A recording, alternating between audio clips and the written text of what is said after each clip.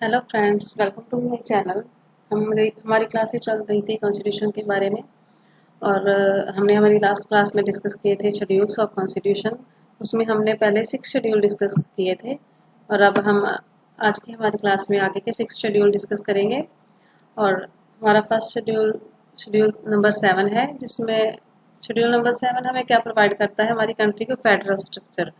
Federal structure का मतलब होता है ड्यूल टाइप ऑफ गवर्नेंस, जिसमें यूनियन और स्टेट दो पार्ट्स में पावर डिवाइड कर दी जाती है और इसमें कोई भी एक दूसरे के सबॉर्डिनेट नहीं होता, बिकॉज ये सारी पावर्स कॉन्स्टिट्यूशन ऑफ इंडिया में डिफाइन होती हैं उनकी पावर्स।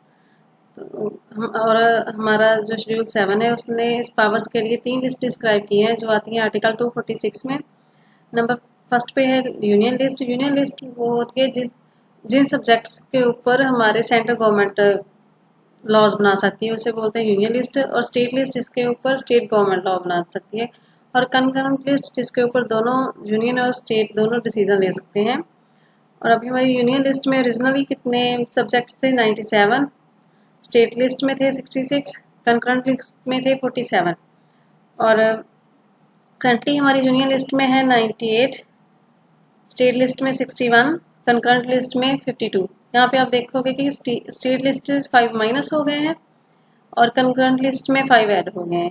वो कैसे? बाय 42nd अमेंडमेंट एक्ट 1976 के द्वारा 5 सब्जेक्ट्स थे जो वो ट्रांसफर कर दिए कंकरेंट लिस्ट में। वो 5 सब्जेक्ट है कौन से? Education, forestry, environment, weight and measurement, medical and technical education. और आर्टिकल 256 हमें क्या प्रोवाइड करता है? जो हमारे प्रेसिडेंट है वो स्टेट गवर्नमेंट के साथ बातचीत करके किसी भी सब्जेक्ट को सम कंडीशंस के साथ और बिना कंडीशंस के किसी भी सब्जेक्ट को स्टेट गवर्नमेंट को हैंड ओवर कर सकते हैं। और इसमें एग्जांपल जैसे है जो रेलवे है और हमारे नेशनल हाईवेज हैं, वो यूनियन लिस्ट के अंदर आते हैं, पर उनकी मेंटेनेंस और सिक्योरिटी कौन करता है? State government. अरे आर्टिकल 258 ए क्या है? जो प्रेसिडेंट है वो यूनियन गवर्नमेंट से बात करके किसी भी सब्जेक्ट को मूव कर सकते हैं any of the state subject को यूनियन लिस्ट में। और ये हमारे चारों आर्टिकल्स बहुत इंपॉर्टेंट है। ये आर्टिकल है 249, 352, 356, 252। और इसमें क्या है कि पार्लियामेंट है जो किसी भी स्टेट सब्जेक्ट के ऊपर लेजिस्लेट कर सकती है, किसी भी स्टेट सब्जेक्ट के ऊपर लॉ बना सकती है, उसे अपने अंदर हैंड ओवर कर सकती है हमारी जो यूनियन है। जो आर्टिकल 252 है और जो 256 है वो दोनों इमरजेंसी पावर है, इमरजेंसी आर्टिकल्स हैं। जब कंट्री में इमरजेंसी लगी होती है तब जितने भी स्टेट लिस्ट में जो सब्जेक्ट्स आते हैं वो अपने आप पार्लियामेंट्री उनके ऊपर लॉ बना सकती है, अपने आप उनकी लिस्ट में ऐड हो जाते हैं। तो अभी हम कौन से आर्टिकल के बारे में डिस्कस करेंगे? आर्टिकल 249, जिसे extra ordinary article of the constitution बोला जाता है। इसे ये किसी भी दुनिया के और किसी भी कॉन्स्टिट्यूशन में नहीं पाया जाता। इसे एक्स्ट्रा ऑर्डिनरी क्यों बोलते हैं? क्योंकि ये राज्यसभा को पावर दे देता है to empower the Rajya Sabha to legislate over any state subject even if there is no emergency। जो आर्टिकल 352 थे और 356 थे, वो जब स्टेट में कोई इमरजेंसी लगी हो तब उसके ऊपर राज्यसभा एम्पावर कर सकती है किसी सब्जेक्ट को अपने अंडर। बट ये आर्टिकल प्रोवाइड करता है अगर कोई इमरजेंसी नहीं भी लगी तब भी राज्यसभा किसी भी स्टेट सब्जेक्ट के ऊपर लॉ बना सकती है, उसे अपने अंडर ले सकती है। उसे लेने का प्रोसेस क्या है? आरएस को डिक्लेयर करना होता है any state subject to national और international importance by 2/3 member of house जो है प्रेजेंट हो और वोटिंग करें। और इस जो ऐसे लॉ बनते हैं उनकी ड्यूरेशन कितनी होती है? 1 ईयर। बट उसे 6 ईयर एक्सटेंड कर सकते हैं पार्लियामेंट्री एक्ट के थ्रू। बट 1.5 ईयर के बाद जब उन्हें टोटल 1.5 ईयर हो जाए तो सारा प्रोसेस रिपीट होता है, फिर से 2/3 member of the house present होंगे, वोटिंग करेंगे, फिर वो लॉ बनेगा। तो यह सारा प्रोसेस 1.5 ईयर के बाद रिपीट होगा। नेक्स्ट है आर्टिकल 252। इसमें वो सारे सब्जेक्ट हैं जो है तो स्टेट लिस्ट में, पर उनके ऊपर जो इनेक्ट उन्हें कौन करता है, उनके ऊपर लॉ कौन बनाता है? हमारी सेंटर। जिसमें से एग्रीकल्चर, इनकम टैक्स। इसका प्रोसीजर क्या है? जब कोई दो से ज़्यादा स्टेट्स गवर्नमेंट को रिक्वेस्ट कर दें कि हमारे जो स्टेट सब्जेक्ट्स हैं इन्हें आप अपने अंडर ले लो, तो तब ऐसे ये जो इस लिस्ट में आ जाते हैं। नेक्स्ट आ गया शेड्यूल 8। शेड्यूल 8 क्या कंटेन करता है? हमारी ऑफिशियल लैंग्वेजेस। टोटल हमारी ओरिजिनली हमारी ऑफिशियल लैंग्वेजेस कितनी थी? 14। करंटली कितनी हो गई हैं? 22। जो फर्स्ट टाइम हमारी लैंग्वेज ऐड हुई थी 21st अमेंडमेंट एक्ट 1971 के थ्रू ऐड हुई थी। कौन सी लैंग्वेज? हिंदी। 15th लैंग्वेज है ये हमारी। उसके अलावा 71th अमेंडमेंट एक्ट 1992 के तहत नेपाली, मणिपुर, ये तीनों लैंग्वेजेस ऐड हुई हैं। उसके अलावा 92nd अमेंडमेंट एक्ट 2004 के थ्रू मैथाली, डोगरी, ये चारों लैंग्वेजेस ऐड हुई हैं। और एक बात आप याद रखना, ये नोट है आपके लिए, जैसे जो हमारी आउट ऑफ 22 ऑफिशियल लैंग्वेजेस हैं, जो संस्कृत और सिंधी है वो किसी भी स्टेट की ऑफिशियल लैंग्वेज नहीं है। उसके अलावा जितनी भी हमारी ऑफिशियल लैंग्वेजेस हैं वो साथ साथ किसी ना किसी स्टेट की भी ऑफिशियल लैंग्वेज है। तो सिर्फ एक दोनों संस्कृत और सिंधी, इन दोनों लैंग्वेजेस को छोड़ के ये दोनों लैंग्वेजेस ऐसी हैं जो किसी स्टेट की ऑफिशियल लैंग्वेज नहीं है। वो most popular language in the world है। और जो हमारे मिडीवियल वर्ल्ड में सबसे ज़्यादा पॉपुलर लैंग्वेज कौन सी थी? लैटिन। ये क्वेश्चन आ जाते हैं हमें एग्जाम में, तो आप इन्हें रीड आउट जरूर करना। और इसके अलावा जो हमारा कॉन्स्टिट्यूशन है वो क्लासिकल लैंग्वेज को कैसे डिफाइन करता है? Classical language must be old as 2000 to 1500 BC old होनी चाहिए। मस्ट बी वो ओरिजिनल लैंग्वेज हो, मतलब उसमें कुछ चेंजेस ना हुए हों, जो फर्स्ट लैंग्वेज वही हो, उसे क्लासिकल लैंग्वेज माना जाएगा। और आगे जो कुछ फैक्ट्स लिखे हैं मैंने, जैसे during the debate of constitution assembly, जो गांधी जी और नेहरू जी थे, उन्होंने हमारी ऑफिशियल लैंग्वेज को क्या डिफाइन किया था? हमारा कॉन्स्टिट्यूशन बनने से पहले जो कॉन्स्टिट्यूशन असेंबली की डिबेट्स होती थी उनके दौरान उन्होंने हिंदुस्तानी लैंग्वेज ऑफिशियल लैंग्वेज बनाई थी, जिसका मतलब था हिंदी प्लस उर्दू। और जब कॉन्स्टिट्यूशन असेंबली की वोटिंग हुई तो तब 78 मेंबर्स ने हिंदी के हक में वोट किया था, 77 मेंबर ने उर्दू के हक में वोट किया था। तो इसलिए हिंदी हमारी ऑफिशियल लैंग्वेज बन गई। और ऑफिशियल लैंग्वेज ऑफ पाकिस्तान की है उर्दू, जो पार्टीशन के बाद उन्होंने लिखी। और जब हमारा कॉन्स्टिट्यूशन बना था उसके बनने ये उसमें डिसाइड किया गया था कि जब कॉन्स्टिट्यूशन की पासिंग डेट है उससे 15 ईयर बाद हिंदी को रिप्लेस कर दिया जाएगा इंग्लिश के साथ। तो वो 1965 में होना था, तो यूनियन गवर्नमेंट ने डिसाइड किया कि वो ट्रांजिशन कर देंगे हिंदी टू इंग्लिश। बट इसके कारण बहुत सारी वायोलेशन हुई साउथ इंडिया में, खासकर साउथ इंडिया में बहुत सारी वायोलेशन हुई, जिसके लिए गवर्नमेंट ने एक एक्ट पास किया, government of official language act of 1967।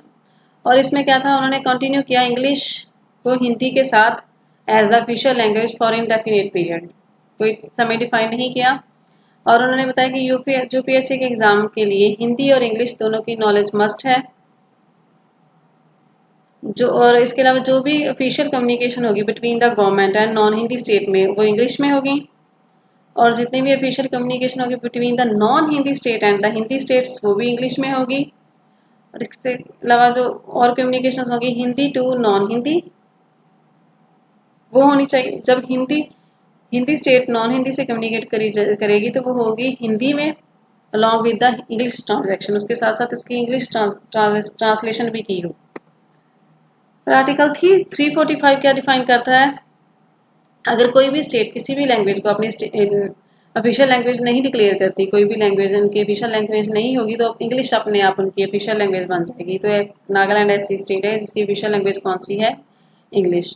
और आर्टिकल 348 डिफाइन करता है जब भी कोई बिल इंट्रोड्यूस किया जाएगा पार्लियामेंट्री में या स्टेट लेजिस्लेटिव में तो वो इंग्लिश में होना चाहिए। और जो लैंग्वेज है for the processing of the supreme court and high court वो भी इंग्लिश है। बट जो हमारे चीफ जस्टिस होते हैं वह जो स्टेट के गवर्नर के साथ बात करके किसी और लैंग्वेज को भी स्टेट कोर्ट में यूज कर सकते हैं, उन्हें उस लैंग्वेज को ले सकते हैं as the regional language for the working of the state government. और जो आर्टिकल 349 है वो प्रोवाइड करता है जब भी कोई कंप्लेंट की जाएगी यूनियन गवर्नमेंट को वो हिंदी और इंग्लिश में होनी चाहिए। बट जो स्टेट गवर्नमेंट को की जाएगी वो इंग्लिश, हिंदी और रीजनल लैंग्वेज तीनों में होंगी। और आर्टिकल 358 क्या डिफाइन करता है? ये स्टेट गवर्नमेंट की ड्यूटी है कि वो प्रोवाइड करें इंस्ट्रक्शन, और जो प्राइमरी लेवल की एजुकेशन है वो दी जाएगी mother tongue of the child, mean जो स्टेट की ऑफिशियल लैंग्वेज है उसमें दी जाएगी एजुकेशन, प्राइमरी लेवल की एजुकेशन। और आर्टिकल 350 बी क्या डिफाइन करता है, जो प्रेसिडेंट है हमारे वो अपॉइंट कर सकते हैं किसी भी ऑफिसर को फॉर द लिंग्विस्टिक मिनोरिटी के लिए। वो अपॉइंट क्यों करना है, बिकॉज जो वो अगर वो रिव्यू करना चाहें कि सेफ गार्ड फॉर द जो मिनोरिटी के लिए सेफ गार्ड बनाए गए थे उनकी लैंग्वेज के मिनोरिटी के लिए, वो सही है कि नहीं है, उनके वेलफेयर के बारे में जानने के लिए वो एक किसी को अपॉइंट कर सकते हैं, किसी ऑफिसर को। वो किस में आता है, आर्टिकल 350 में। और एक जो 3 लैंग्वेज फार्मूला है, वो 3 लैंग्वेज फार्मूला क्या है,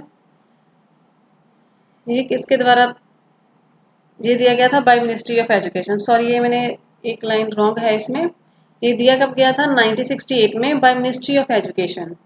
और इसमें क्या है कि स्टडी किस में प्रोवाइड की जाएगी, इंग्लिश, हिंदी, इंग्लिश और मॉडर्न इंडियन लैंग्वेज में। किस स्टेट्स में, जो हिंदी स्पीकिंग स्टेट्स हैं उनमें तीन लैंग्वेज में स्टडी प्रोवाइड की जाएगी, Hindi, English and modern Indian language में। और जो नॉन हिंदी स्टेट्स है उनमें किस में प्रोवाइड की जाएगी, हिंदी, इंग्लिश और जो उनकी रीजनल लैंग्वेज है। अभी शेड्यूल 9 में क्या है, ये कब ऐड हुआ था, by first constitution amendment act. पहले हमारे शेड्यूल कितने थे, 8।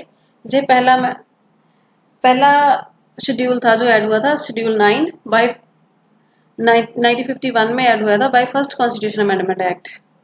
तो ये हमारी फर्स्ट अमेंडमेंट थी, फर्स्ट शेड्यूल था। और इसमें क्या है, जो इसमें वो लिस्ट है जिसमें सेंट्रल और स्टेट उन लॉज की जिसको कोई किसी भी कोर्ट में चैलेंज नहीं किया जा सकता। इसमें वो सारी लिस्ट कंटेन है सेंट्रल और स्टेट्स लॉ की, जिसे किसी भी कोर्ट में चैलेंज नहीं किया जा सकता। और जो हमारी स्टेट्स हैं उन्होंने बहुत सारी अमेंडमेंट की है इस 9th शेड्यूल में। क्यों की है, बिकॉज इसका एक बहुत रीज़न है, बिकॉज ये नॉन जस्टिफिकेबल शेड्यूल है, इसमें कोई किसी कोर्ट में इसे चैलेंज नहीं किया जा सकता। इसलिए बहुत सारी स्टेट लेजिस्लेटर है जिसने बहुत सारी अमेंडमेंट इसी शेड्यूल में की हैं। करंटली कितने लॉ बन चुके हैं ऐसे जिनके ऊपर जिसने कहीं भी चैलेंज नहीं किया जा सकता, 284 लॉज बन चुके हैं। वही 9th शेड्यूल नॉन जस्टिफिकेबल है, मीन इसे कहीं पे भी चैलेंज नहीं किया जा सकता। शेड्यूल 10 में क्या है, anti defection act for the member of parliament and state legislative assembly. Anti defection act में है, अब अगर कोई इलेक्टेड मेंबर है, जब इलेक्शंस हो गई हैं उसके बाद कोई इलेक्टेड मेंबर जो पॉलिटिकल पार्टी किसी एक को बिलोंग करता है वो दूसरी पार्टी में चला जाए तो वो क्या माना जाए कि डिफेक्शन मानी जाएगी। तो नेक्स्ट है, इफ अगर जो नॉमिनेटेड मेंबर है नॉमिनेशन के 6 मंथ के बाद जाके किसी और पॉलिटिकल पार्टी को ज्वाइन करता है तब भी वो डिफेक्शन मानी जाएगी। अगर कोई मेंबर अपनी पार्टी में किसी भी तरह की वायलेशन करता है, उसकी लिए कुछ गलत करता है तो वो भी डिफेक्शन माना जाएगा। अगर कोई एक सिंगल मेंबर पॉलिटिकल पार्टी छोड़ के जाएगा तो वो डिफेक्शन होगी, पर अगर 2/3 मेंबर डिसाइड करें टू ज्वाइन करने के लिए अदर पार्टी तो वो डिफेक्शन नहीं माना जाएगा। और अगर एक और नोट है, अगर 1/3 member of the party split out कर देते हैं पार्टी से और नई पार्टी बना देते हैं तो वो एक डिफेक्शन माना जाएगा। 2/3 मेंबर अगर नई पार्टी ज्वाइन करते हैं तो वो नहीं माना जाएगा। बट ये 91st अमेंडमेंट के थ्रू इस क्लॉज को ड्रॉप आउट कर दिया गया था, स्प्लिट अप क्लॉज को। पहले ये था कि अगर 1/3 मेंबर पार्टी स्प्लिट आउट करते नई पार्टी बनाते तो फिर भी वो डिफेक्शन था, बट अभी ऐसा कोई क्लॉज नहीं है करंटली। शेड्यूल 11 में क्या बताया गया है, ये कब ऐड हुआ था, 73rd अमेंडमेंट एक्ट 1992 में। और इसमें आर्टिकल कौन कौन से आते हैं, article 243A2, 243O। Total subjects कितने हैं, 29 सब्जेक्ट्स हैं। ये किसके लिए ऐड किए गए थे, for the governance of Panchayati Raj institution की गवर्नेंस के लिए। ये जो पंचायती राज इंस्टीट्यूशन है इसका क्या मतलब है, जो बताता है डेमोक्रेटिक डिसेंट्रलाइजेशन, मीन पूरी कंट्री की डिसेंट्रलाइजेशन हुई है। गांधी जी ने इसके लिए ये भी बोला है कि जो जो by sitting the 500 people in the parliament can not decide the future of India. वो बोलते हैं कि जो 500 लोग पार्लियामेंट्री में बैठ के इंडिया का फ्यूचर नहीं डिसाइड कर सकते, इसलिए इस्टेब्लिश किया गया है पंचायती राज इंस्टीट्यूशन। ये पंचायती राज इंस्टीट्यूशन क्या प्रोवाइड करता है? Grass root democracy to India. और इसका 3 टायर स्ट्रक्चर है, विलेज पंचायत, ब्लॉक समिति, जिला परिषद। अगर किसी भी स्टेट की पॉपुलेशन लेस देन 2 मिलियन है तो वो उन्हें ऑप्शंस है कि वो ब्लॉक समिति को ड्रॉप कर सकते हैं।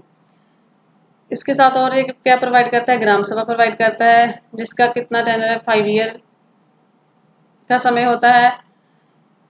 अगर ये डिसॉल्व होगी हमारी ग्राम सभा तो इसे विद इन द 6 मंथ रिबिल करना होता है। 1/3 सीट्स रिजर्व्ड है for womens of in all states में। Reservation for the SC, BC and ST की उनकी पॉपुलेशन के ऊपर बेस्ड होती है। अब शेड्यूल 12 ये ऐड हुआ था बाय 74th अमेंडमेंट एक्ट 1992 में और इम्प्लीमेंट कब हुआ था? 1993 में। और इसमें कितने सब्जेक्ट हैं? 18। हमारे पंचायती राज में कितने सब्जेक्ट थे? 29 और इसमें 18 है। ये भी 3 टायर स्ट्रक्चर है।